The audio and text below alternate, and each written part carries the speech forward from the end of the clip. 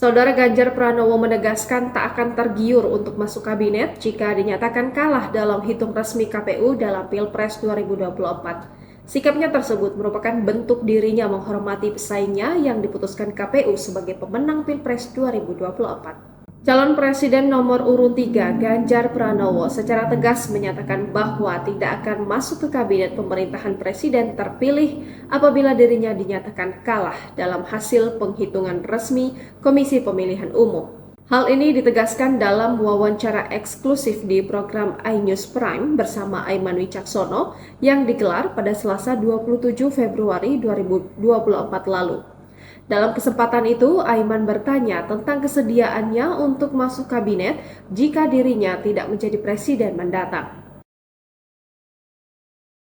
Mantan Gubernur Jawa Tengah itu mengungkapkan alasan dari sikap tegasnya tersebut. Sikap itu sebagai bentuk dirinya menghormati pesaingnya yang diputuskan KPU sebagai pemenang Pilpres 2024. Ganjar mengaku tak sepakat jika dengan menerima tawaran masuk kabinet menjadi alasan untuk adanya rekonsiliasi untuk menciptakan situasi dan kondisi bangsa yang kondusif dan damai.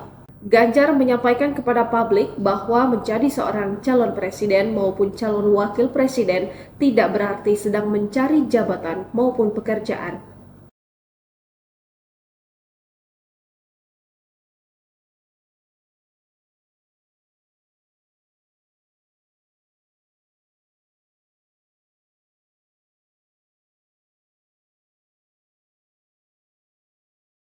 Download Tribun X sekarang, menghadirkan lokal menjadi Indonesia.